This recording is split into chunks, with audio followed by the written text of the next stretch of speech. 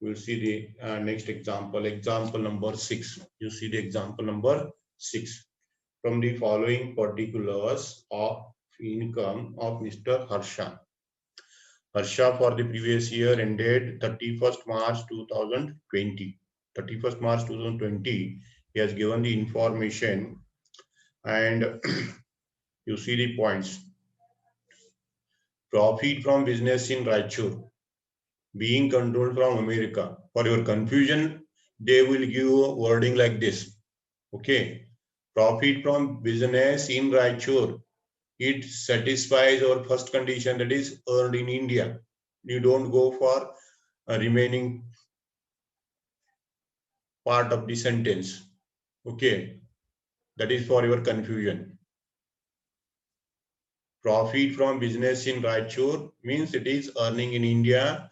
1,50,000 is taxable to all the three category. And second point is salary received in India. Salary received in India for a service rendered in France. Salary received in India, clear. Amount received in India, it is taxable to all the three. Don't worry about the where is rendered the service. One point is collected, required point is correct, required point is collected, then you don't go for the other explanations. Okay, salary received in India, it is enough to tax all the persons. So it comes to all three columns. Next, profit from business in Sri Lanka. Profit from business in Sri Lanka is there. And this business is Sri Lanka, earning is in Sri Lanka, the business being controlled from Germany. Again, for your confusion, they have given the controlled from Germany, of which 1 lakh received in India. This is the sentence, very confusing. Okay, you have to go very consciously. See the point very carefully. What is the profit from business in Sri Lanka? 2,50,000. Okay.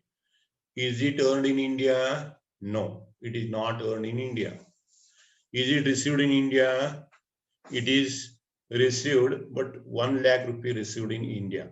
Okay. 1 lakh rupee is taxable to all the three. 1 lakh rupee is taxable to all the three persons, and remaining 1,50,000 out of 2,50,000, 1 lakh is taxable to all the three SSA, all the three types. And remaining 1,50,000 is not received in India, not earned in India. Okay, this is the point clear. And it is taxable to first. To take in the second column, what is the requirement? It should be from business.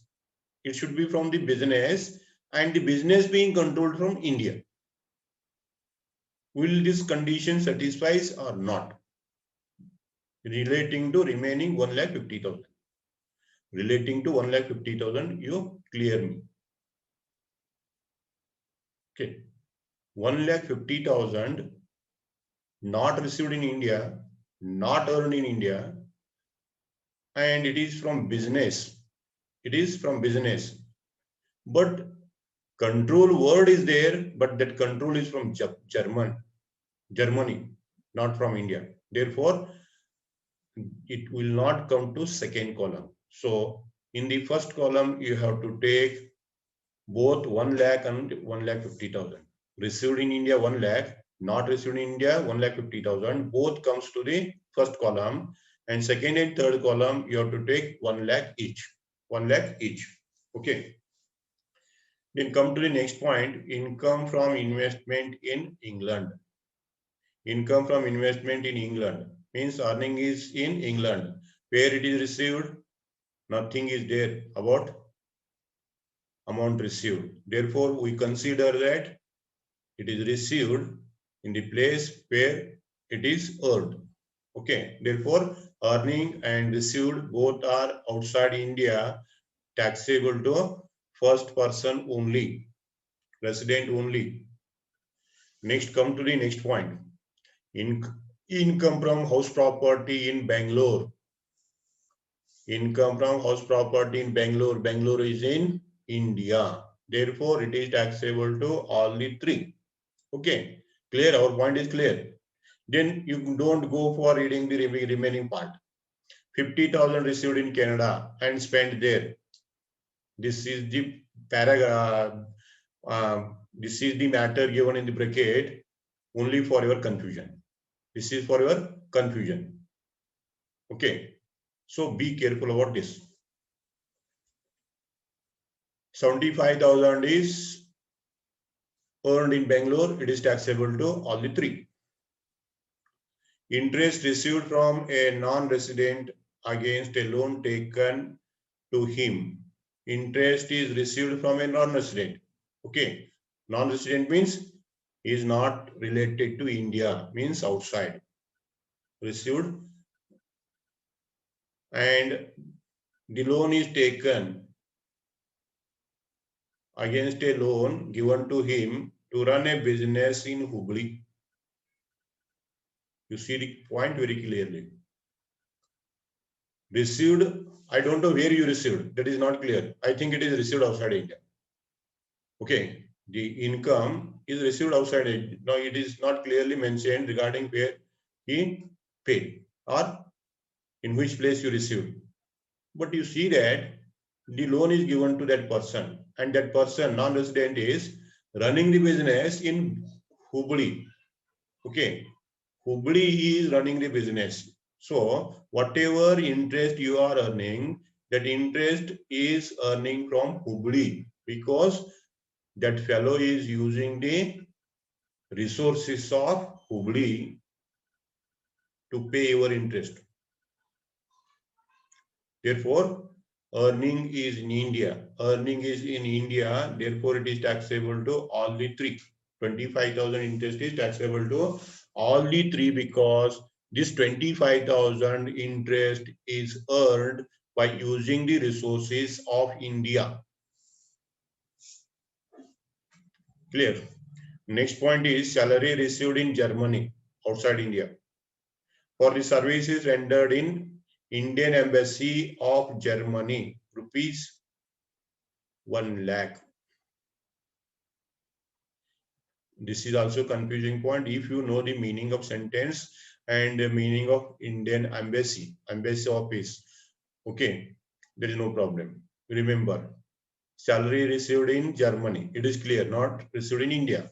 Then whether it is earned in India or not, earning is from India or not, that person is working in the Indian Embassy. The Indian Embassy is situated in Germany. Okay. Indian embassies are situated in all the different countries. Indian embassy offices are situated in all the countries of the world. And other countries' embassy offices are situated in India. This is the point you remember clearly. Okay. If you get the meaning of Indian embassy and foreign country embassy offices, you will come to know the earning place, earning. Okay. What I'm telling, Indian embassy offices are situated in all other countries in the world. And whatever office is established by the Indian government, Indian embassy offices established, Indian embassy offices are established by the Indian government in different countries. Remember this. And all the expenses are met by Indian government. All the expenses are met by Indian government. To establish Indian embassy offices all over the world, Government of India incur the expenses. Expense related to salary, expense related to rent, expense related to stationery, all the expenses of the embassy offices situated outside India are to be borne by India itself. Okay. Therefore, it is the earning from India. It is the earning from India. And whatever embassy office is situated in India by the other countries, other country embassy offices are situated in India. and all the expenses of those embassies are met by related country. Okay. Therefore, the salary received in Germany outside India, but earning is from India because Indian embassy in Germany, its salary is paid by government of India. Therefore, it is from India. Earning is from India, therefore taxable to all the three. Dividend from JSW Limited. What do you mean by JSW Limited?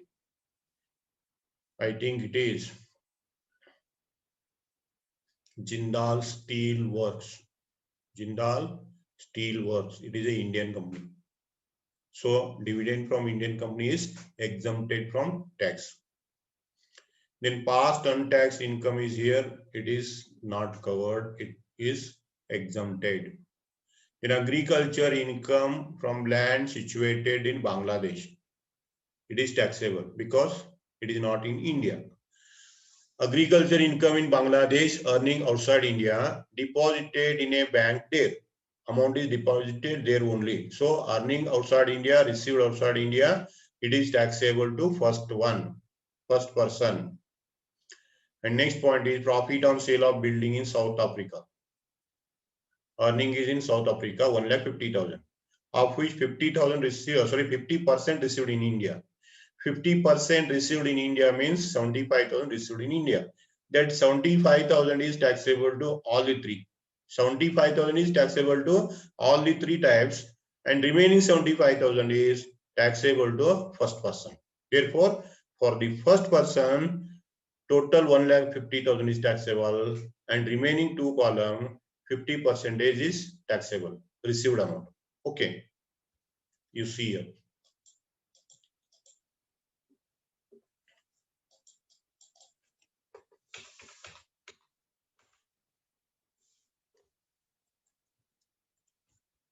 First point. Profit from business in Raichur. Raichur is in India, therefore taxable to all three. Okay. I have taken only the required points, not all the points.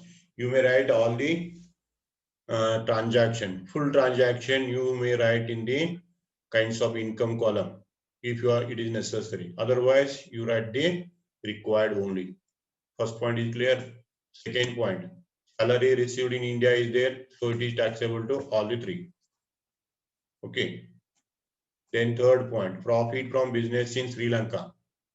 Profit from business in Sri Lanka, rupees 1 lakh received in India. 1 lakh received in India is taxable to all. And whatever not received in India is also taxable to the first.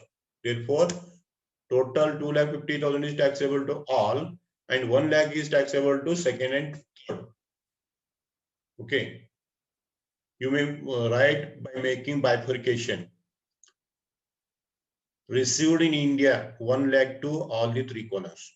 Received in India rupees 1 lakh, all the three columns. Remaining 1,50,000 not received. Not received in India, not earned in India, first column. First column 1 lakh plus 1,50,000. First column 1 lakh plus 1,50,000. Total 2,50,000. Second and third column received in India. Clear? Fourth point, income from investment in England. Income is on investment in England. So earning outside, received outside. Only first column. Next, fifth point, income from house property in Bangalore. Bangalore is in India, therefore it is taxable to all the first. All the three. The next point is interest received from non-resident earned in Hubli. Income received from non-resident, but it is earned in Hubli. Hubli is India. Therefore, it is taxable to all the three. Next, 7 point is salary received in Germany from Indian embassy. Salary received in Germany. Germany is outside India. Received outside India, no doubt. I agree with this point. But earning is from India because Indian government pays salary to the people's working or employees working. Indian government makes payment of salary to the workers working in the Indian embassy situated in Germany. Not only in Germany, all the other countries. Remember this point. 1 lakh rupee, 1 lakh rupee, 1 lakh rupee. This is taxable to all the three. This point, you remember this point. Next, agriculture income in Bangladesh. Not earned, not received. Only one, first column only. Next point, profit from building in South Africa. 50% received in India. 50% is taxable to all three. 50% is taxable to all the three, and remaining 50% is taxable to only first. Therefore, total amount is taxable to first, remaining 50% is taxable to all the three. You see here, 1,50,000, 75,000 is the 50% of 1,50,000, and 75,000 is taxable to the last one. Okay, take the total. Total is called as gross total income. 9,05,000 first column, 6,05,000 is the second column, and again 6,05,000 is the last column. Okay, this is the example.